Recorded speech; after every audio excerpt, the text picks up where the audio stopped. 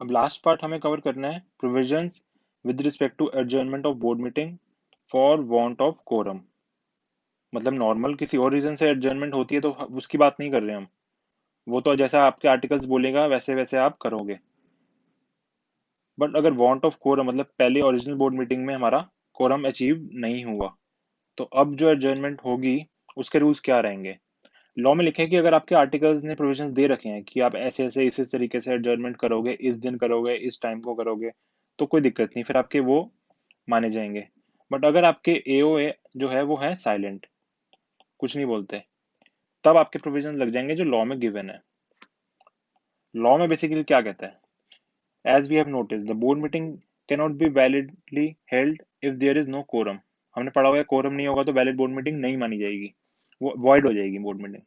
Thus, where a meeting of the board could not be held for the want of quorum, then, unless the articles of the company otherwise provide, अगर articles में कुछ अलग से लिखा हुआ है तो वो माना जाएगा। बट अगर आर्टिकल साइलेंट है तो जो मीटिंग है वो ऑटोमेटिकली स्टैंड एडजर्न मान ली जाएगी, same day, same place, next week और सेम टाइम। मतलब कि नेक्स्ट वीक के में जो सेम डे होगा, same place and same time. ये तब की बात है जब आपके आर्टिकल्स में कुछ बताया नहीं गया, ऑटोमेटिकली एडजर्न मानी जाएगी same day, same place, same time पे। बट अब यहाँ पे एक बड़ा इंपॉर्टेंट पॉइंट है, क्योंकि ये ओरिजिनल बोर्ड मीटिंग को लेके ये पॉइंट साइलेंट है। ओरिजिनल बोर्ड मीटिंग में हमने पढ़ा है कि आप पब्लिक हॉलीडे पे भी कंडक्ट कर सकते हो, सैटरडे संडे भी कर सकते हो, नेशनल हॉलीडे पे भी कर सकते हो, वो क्योंकि वहाँ पे साइलेंट है प्रोविजंस। यहाँ पे बोला गया है, इसका कोई लॉजिक नहीं है बट यहाँ पे बोला गया है, इसलिए आपको ये चीज याद करनी पड़ेगी कि एडजर्न बोर्ड मीटिंग आप you cannot hold on national holiday. मतलब कि हमने बोला कि next week same day, suppose next week का सेम डे नेशनल हॉलीडे पड़ रहा है, मतलब कि original board meeting suppose Monday हुई थी, तो नेक्स्ट वीक का मंडे हो गया।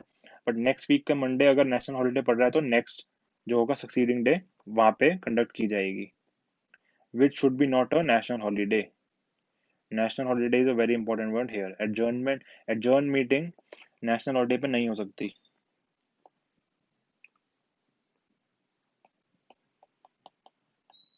नेशनल हॉलीडे, ओरिजिनल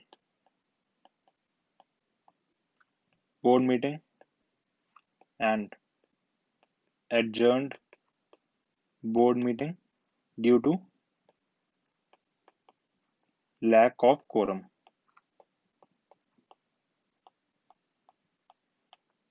अब फर्स्ट केस में तो लॉ साइलेंट है, विच मीन्स यहाँ पे हम होल्ड कर सकते हैं, कोई दिक्कत नहीं, नेशनल हॉलीडे है कोई दिक्कत नहीं। बट यहाँ पे हम नहीं कर सकते। अगर नेशनल हॉलीडे पड़ रही है नेक्स्ट वीक के सेम डे पे तो हमें उसके सक्सीडिंग डे पे कंडक्ट करनी पड़ेगी। ये लिखा है पॉइंट, ये बड़ा इंपॉर्टेंट पॉइंट है, इस पे क्वेश्चन बन सकता है। तो यहाँ पे भी हमारा लास्ट पॉइंट खत्म होता है। Now we have to see some important points which we have basically concluded from some case laws and MCA circular।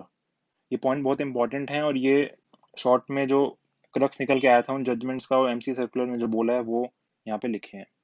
पहला पॉइंट जजमेंट्स में जजमेंट से उठाया गया है कि AOA can increase the quorum but reduce नहीं कर सकते आप एओए के थ्रू।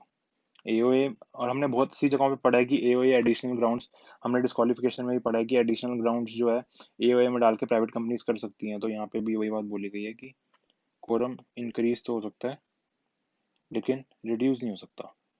इंक्रीज कैसे हो सकता है, एओए के थ्रू। Second, board meeting without quorum is void, this is very important. MC circular में कहता है कि no sitting fees for adjourn meeting. अगर एडजर्न मीटिंग होती है ड्यू टू एनी रीजन तो सिटिंग फीस नहीं दी जाएगी। बट अगर मीटिंग एडजर्न हुई थी लैक ऑफ कोरम की वजह से, then it can be paid if reason of for adjourn was lack of quorum। Sitting fees दी जा सकती है अगर meeting was adjourned due to lack of quorum। ये बात कही है एमसीए सर्कुलर ने। Now a next point to look into is point number 2। This is not very important as we have also studied the same thing in section 173। ये basically simple सी बात बोलता है कि कोरम जो होगा ऑडियो विजुअल मीन से जब meeting conduct हो रही है बोर्ड मीटिंग, तो जो प्रेजेंट हैं, पार्टिसिपेट कर रहे हैं वीडियो कॉन्फ्रेंसिंग के थ्रू, वो इंक्लूड करे जाएंगे कोरम काउंटिंग में। बस इतनी सी बात बोली गई है। और यहाँ पे ये बात भी हमने अनलेस आगे की बात भी हमने पढ़ी है 173 में कि they are to be excluded for any items of business under the provision of act और रूल्स। ये बेसिकली 184 की बात कर रहा है। 184 में अगर कोई इंटरेस्टेड डायरेक्टर होता है तो वो काउंट नहीं होता। ये वही बात कर रहा है कि अगर इसका सिंपल से बात करूँ तो दो दो बातें कर रहा है। पहली बात कह रहा है कि जो वीडियो कॉन्फ्रेंसिंग के थ्रू पार्टिसिपेंट्स हैं that shall be counted for quorum. Then second बात ये करता है कि अगर 184 में कोई इंटरेस्टेड थे डायरेक्टर्स 184 के under, then they shall not be counted for quorum, क्योंकि वहाँ पे एक्सक्लूड कर जाते हैं ये लोग, ये डायरेक्टर्स को, इंटरेस्टेड डायरेक्टर्स। यही बात बोलता है। अब यहाँ पे क्योंकि हम 184 की बात कर रहे हैं तो इंटरेस्टेड डायरेक्टर की डेफिनेशन वही दी गई है, सेम बात लिखी हुई है। एक एक्सेप्शन देखने वाली है। एक एक्सेप्शन दी गई है किसको, 173(3) को लेके, कि इंटरेस्टेड डायरेक्टर यहाँ पे लिखा है कि कोरम में पार्टिसिपेट नहीं होंगे, तो तब नॉन इंटरेस्टेड डायरेक्टर्स जो बचेंगे और तब 2 की लिमिट लग जाएगी कोरम के लिए अगर 2/3 से ज़्यादा हैं तो यहाँ पे एक बात बोली गई है, एक्सेप्शन दी गई है प्राइवेट कंपनीज को कि अगर एक तो पहले कंडीशन दो लगी है, अगर इस प्राइवेट कंपनी ने डिफॉल्ट नहीं किया 137 में regarding filing of financial statements, यहाँ पे डिफॉल्ट नहीं किया 92 में regarding filing of annual return, इन दोनों में इस प्राइवेट कंपनी ने डिफॉल्ट नहीं किया, तो इस कंपनी के जो इंटरेस्टेड डायरेक्टर हैं they can participate in such meeting after disclosure of their interest, which means in that case ये लोग काउंट हो जाएंगे कोरम में।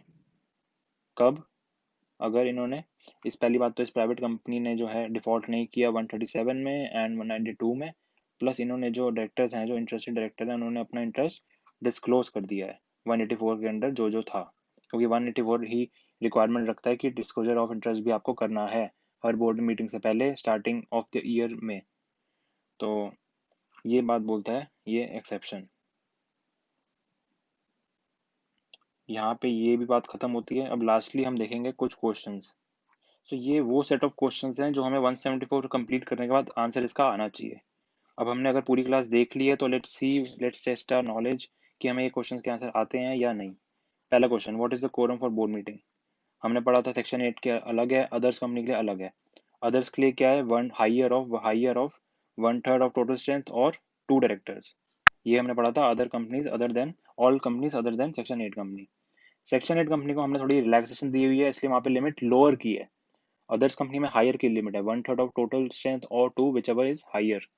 सेक्शन 8 को थोड़ी रिलैक्सेशन दी गई है इसलिए 25% ऑफ टोटल स्ट्रेंथ और 8 director which ever lower, which means अगर 25% जो है वो 4 डायरेक्टर्स निकलते हैं तो इनका कोरम 4 बन जाएगा नॉट 8। बट यहाँ पे एक मिनिमम लिमिट की तो यहाँ भी लगाई हुई है कि 2 डायरेक्टर्स तो मिनिमम होने ही चाहिए मीटिंग में। पहला क्वेश्चन हो गया। सेकंड क्वेश्चन, राउंडिंग ऑफ हमने पढ़ा है कि हमेशा अपर राउंडिंग ऑफ होगा, upper rounding. Third question, whether quorum required for board meeting through electronic mode, the answer is yes।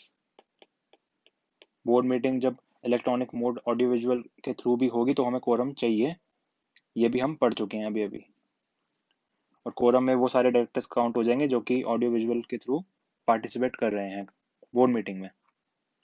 Question number 4, whether alternate director if present in board meeting will be counted in quorum, the answer is yes। alternate director count होगा if original director is not present। And what if, क्योंकि notice तो हर किसी को जाएगा, हर director को जाएगा, whether it is original director whether it is alternate director, तो notice तो दोनों को गया होगा।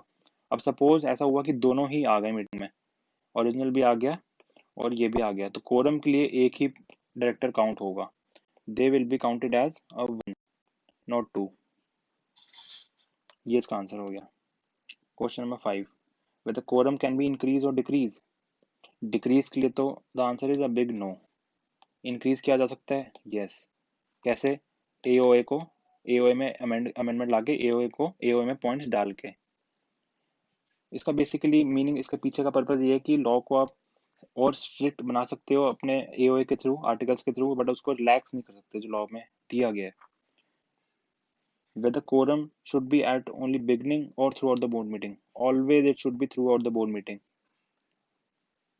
Always. Board last point, last question. Board meeting without quorum void होगी या नहीं होगी? The answer is yes, void. ये हमने अभी जजमेंट में पढ़ा था. यहाँ पे हमारा सेक्शन 174 जो है पूरे तरीके से खत्म होता है. आई होप आपको समझ आई होगी चीज़ें. कोई भी डाउट हो तो you can feel free to ask me in comments. I'll be happy to answer. Thank you.